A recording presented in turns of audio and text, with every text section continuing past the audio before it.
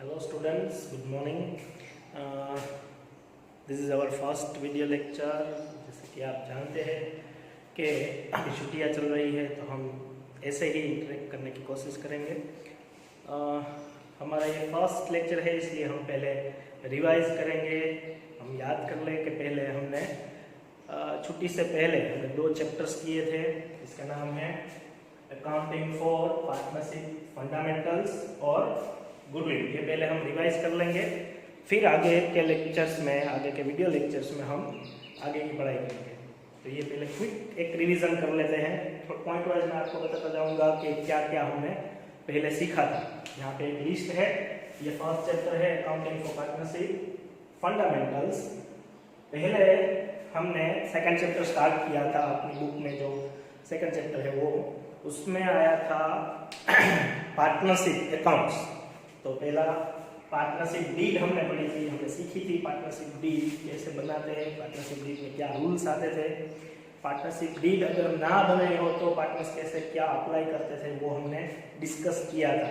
आप याद कर लो, पार्टनरशिप डीड में हम 2 पार्टनर्स जब मिलते हैं, 2 या 3 पार्टनर्स या उससे ज़्यादा पार्टनर्स जब मिलते हैं, तब वो लोग क्या डिसाइड करते थे, प्रॉफिट लॉस कैसे शेयर करेंगे, इंटरेस्ट ऑन कैपिटल, कौन कितनी कैपिटल लगेगा, इंटरेस्ट ऑन कैपिटल का रेट क्या होगा, कैसे पार्टनरशिप आगे बढ़ाई जाएगी।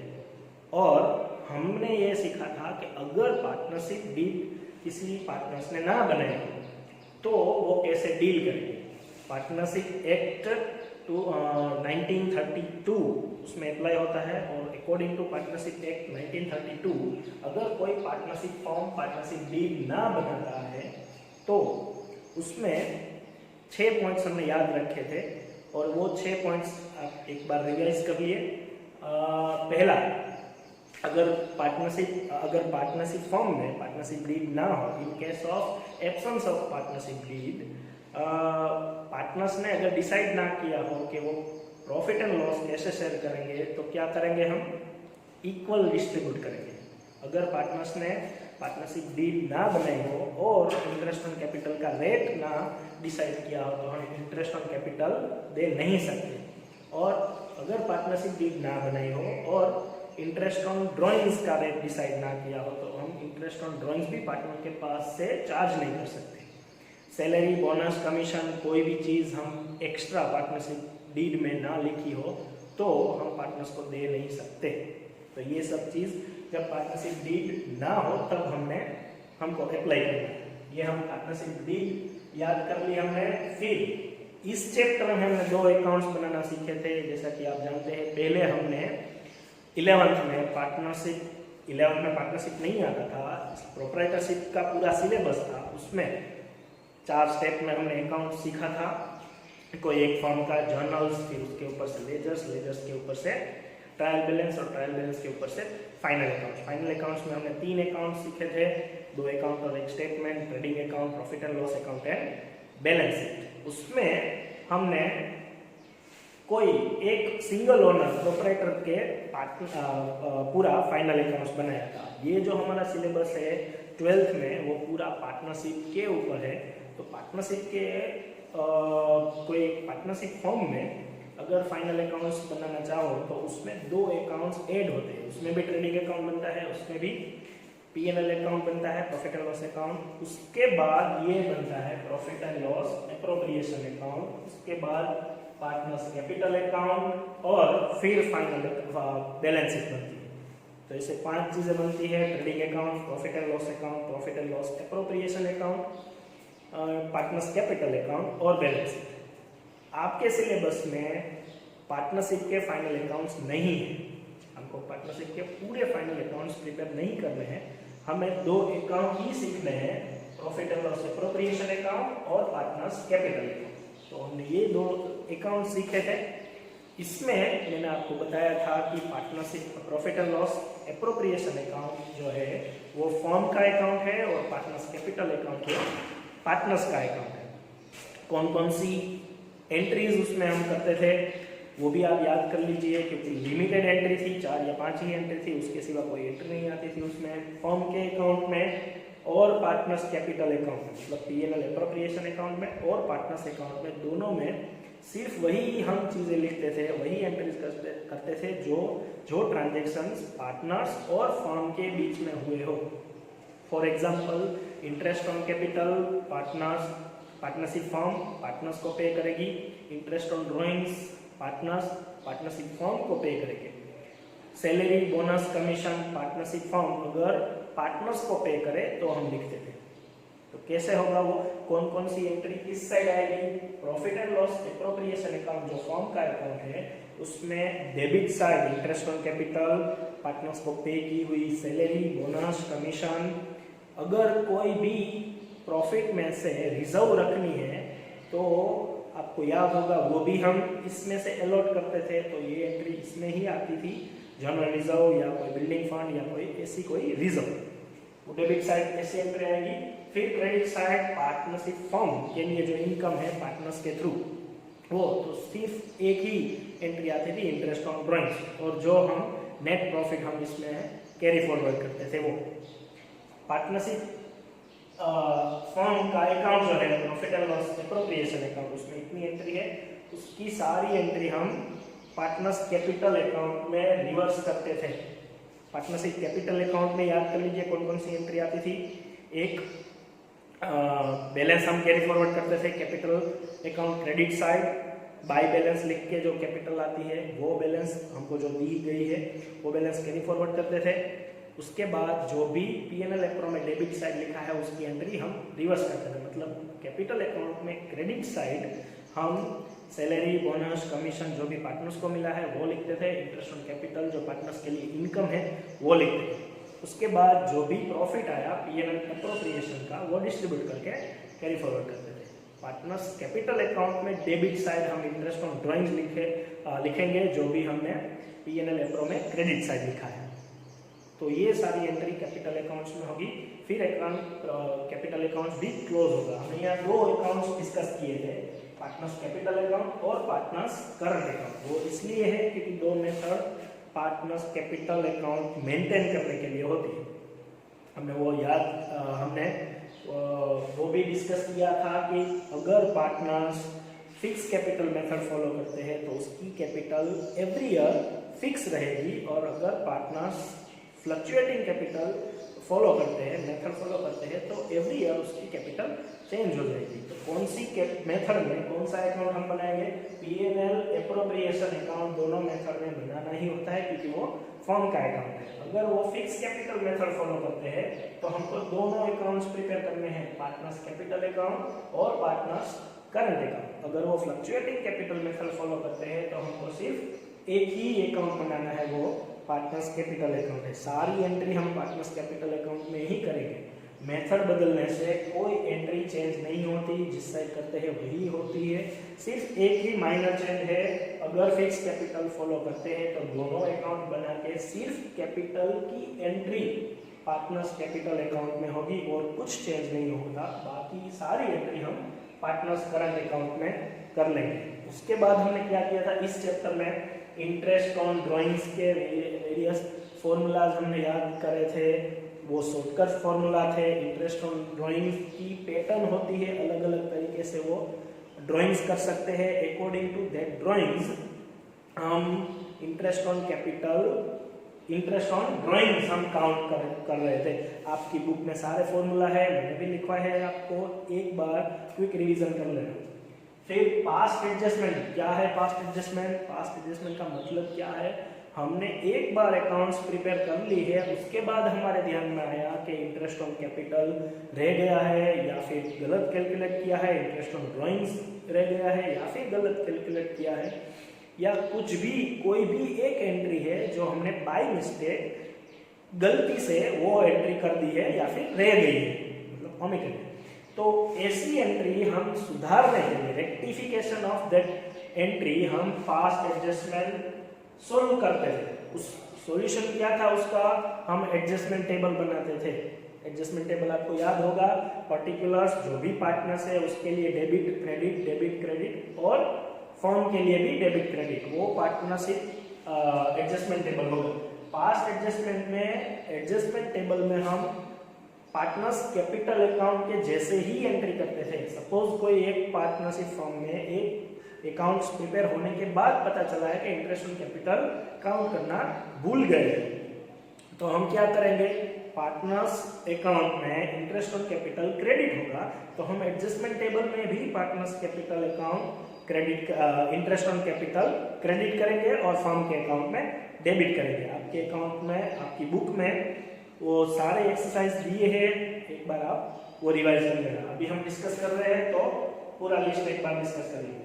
उसके बाद आया था guarantee of profit to any partner या फिर मल्टीपल पार्टनर, कोई भी पार्टनर को, एक या सारे पार्टनर को गारंटी मिली हो या फिर दो पार्टनर ने मिलकर एक को गारंटी दी हो कि आपको कोई भी कंडीशन में इतना प्रॉफिट मिलेगा, उसको हम गारंटी ऑफ प्रॉफिट बोलेंगे।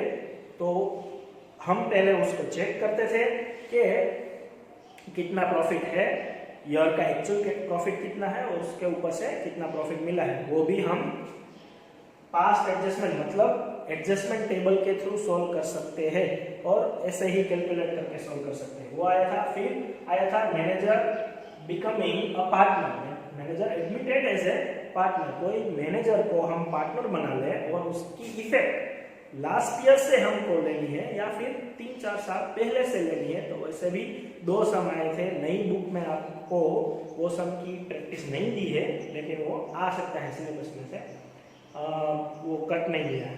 तो मैनेजर कोई पार्टनर को मैनेजर कोई पार्टनर बना ले, तो हम 2 कैलकुलेट करते थे, 2 कैलकुलेशन करते थे कि अभी जो मैनेजर है उसको हम क्या पे कर रहे थे और उसको अगर पार्टनर बना दिया जाए तो क्या हमको पे करना पड़ेगा, उसका डिफरेंस निकालने के बाद हम उसकी गारंटी चेक कर रहे थे।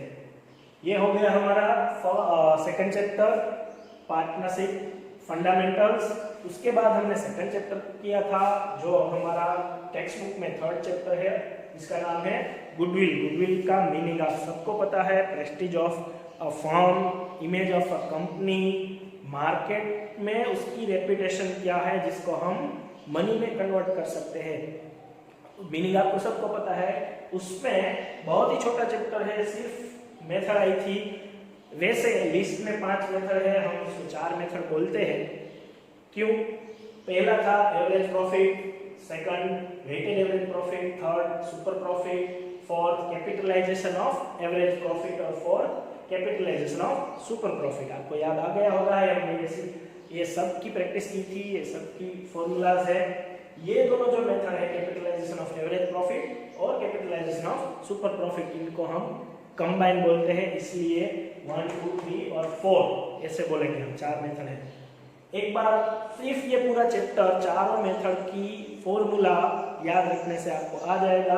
तो हम एक बार फॉर्मूला सारी बोल देते हैं। Average profit method is equal to total profit divide by number of years. Total profit आपको ईयर बाय ईयर जो भी प्रॉफिट दिए है उसका टोटल करना है, डिवाइड बाय जितने भी प्रॉफिट आपने लिए है काउंट करने के लिए उसका नंबर ऑफ प्रॉफिट ईयर। फिर आता है वेटेड एवरेज प्रॉफिट, उसमें हम टेबल बनाते थे ईयर प्रॉफिट, उसके बाद वेट और वेटेड प्रॉफिट। वेट में हम सीक्वेंस में ही देते थे, आपको कंपलसरी 1, 2, 3, 4 ही देना है, इंक्रीजिंग ऑर्डर में ही देना है। ईयर में जो प्रॉफिट दिया है, प्रॉफिट इनटू वेट करने से आपको मिलेगा वेटेड प्रॉफिट। जो भी आपने जितने सालों के वेटेड प्रॉफिट आपको मिले हैं उसका टोटल करने से आपको टोटल वेटेड एवरेज प्रॉफिट में वेटेड प्रॉफिट मिलेगा, डिवाइड बाय टोटल वेट करने से आपको weight total average weighted profit मिलेगा। उसमें गुडविल की फॉर्मूला सेम ही है, goodwill is equal to weighted average profit into number of purchasing year, जो आपको इसमें दिए ही होंगे। ओके, दोनों हो गए average profit, weighted average profit. फिर आता है super profit method. Super profit method की फॉर्मूला क्या है? इसमें भी गुडविल की फॉर्मूला सेम ही है, super profit into number of purchasing year. Super profit कैसे फाइंड करेंगे उसकी फॉर्मूला याद कर लो। Super profit is equal to average profit minus normal profit. Average profit आपको आ गया है, एवरेज प्रॉफिट कैसे फाइंड करोगे? अगर ना दिया हो तो एवरेज प्रॉफिट आप total profit divide by number of years से फाइंड कर सकते हो। उसके बाद आपको क्या फाइंड करना पड़ेगा? नॉर्मल प्रॉफिट, जो नया आया है इसमें। Normal profit is equal to capital employed into rate of return, normal rate of return. Normal rate of return आपको दिया होगा, उसमें सिमिलर काइंड ऑफ बिजनेस में क्या नॉर्मल प्रॉफिट रहता है उसका रेट दिया होता है। कैपिटल एम्प्लॉयड इनटू आपको रेट ऑफ रिटर्न करना है। तो कैपिटल एम्प्लॉयड अगर आपको दी है तो वो ले लेनी है, अगर ना दी है तो आप टोटल कैपिटल कर सकते हैं, जितने भी पार्टनर्स है उसके कैपिटल का टोटल। और अगर उससे भी आप फाइंड ना कर सको तो दूसरी फॉर्मूला उसकी total assets minus total liability कर सकते हैं। उसमें भी प्रैक्टिस दी है, आप एक बार रिवीजन करोगे आपको याद आ जाएगा। फॉर्मूला ही है सबकी, इसमें भी सुपर प्रॉफिट मिल जाने के बाद उसको नंबर ऑफ परचेसिंग ईयर से मल्टीपल करो तो गुडविल मिल जाएगी। फिर आता है कैपिटलाइजेशन ऑफ एवरेज प्रॉफिट। इसमें फॉर्मूला गुडविल की फॉर्मूला चेंज हो जाती है। गुडविल की फॉर्मूला इसमें होगी total capitalised value of firm minus capital employed. Capital employed आपको इसमें याद रह गया होगा, कैपिटल एम्प्लॉयड कैसे मिलती है, दो फॉर्मूला है उसकी। और एक नई फॉर्मूला आई इस मेथड में, capitalisation of value, capitalised value of firm. अब वो कैसे फाइंड करेंगे, तो capitalised value of firm is equal to average profit divide by rate of return. तो एवरेज प्रॉफिट आपको आता है, कैसे फाइंड करना है उसको divide by rate of return करके आपको कैपिटलाइज्ड वैल्यू मिल जाएगी। कैपिटलाइज्ड वैल्यू मिलने के बाद उसको हम फॉर्मूला में रखेंगे, goodwill is equal to capitalised value minus capital employed. ये भी सॉल्व हो गया। कैपिटलाइजेशन ऑफ सुपर प्रॉफिट, इसमें भी गुडविल की फॉर्मूला चेंज हो जाएगी। इसमें डायरेक्ट आप गुडविल फाइंड कर सकते हो। गुडविल की फॉर्मूला होगी इसमें super profit into rate of return. तो इसमें कैपिटलाइजेशन ऑफ सुपर प्रॉफिट में आपको सुपर प्रॉफिट यूज करना है। तो सुपर प्रॉफिट अगेन आपको कैसे फाइंड करना है वो आपने तीसरी मेथड में सीख लिया होगा। फिर से याद करवा दो, super profit is equal to average profit minus normal profit. Average profit भी आपको आता है फाइंड करना, नॉर्मल प्रॉफिट भी आता है, capital employ into rate of return करके। तो ये 5 फॉर्मूला है। ये चैप्टर पूरा सिर्फ फॉर्मूला के ऊपर है। 4 मेथड याद रख लो, उसकी फॉर्मूला याद रख लो, आप सब सोल्व कर देंगे। इसमें हम ये भी याद रखेंगे कि एवरेज प्रॉफिट बहुत सिंपल है, वेटेड एवरेज प्रॉफिट भी बहुत सिंपल है, लेकिन उसमें अगर एडजस्टमेंट दिए हो तो एडजस्टमेंट पहले सोल्व करके जो प्रॉफिट आए वही यूज करना है। एडजस्टमेंट मतलब कोई भी एबनॉर्मल प्रॉफिट, कोई भी एबनॉर्मल लॉस अगर आपको दिया है तो वो काउंट नहीं करनी है। जो भी रेवेन्यू प्रॉफिट, रेवेन्यू लॉस है वही काउंट करना है। तो अगर प्रॉफिट में वो इफेक्ट दे दी है पहले से तो आपको रिवर्स इफेक्ट करके फिर जो प्रॉफिट आए उसके ऊपर से काउंट करना है। तो ये थे हमारे 2 chapters, profit and loss, partnership fundamentals और गुडविल। ये पहला लेक्चर था इसलिए हमने पहले रिवाइज कर लिया। इसकी आप प्रैक्टिस 2-3 दिन में कर लेना। जो भी हमने एग्जाम के लिए टेक्स्ट बुक में से जो भी टिक करवाए थे सम, वो एक बार रिवाइज कर लेना, पूरा चैप्टर आपको याद आ जाएगा। नेक्स्ट जो वीडियो है हमारा, उसके ऊपर से हम हमारा नेक्स्ट चैप्टर जो कि 4th है, हमने 2-3 पॉइंट्स हमने उसमें रिकवर कर लिए थे। छोटा सा चैप्टर है, वो भी हम नेक्स्ट लेक्चर से स्टार्ट करेंगे। Stay home, stay safe.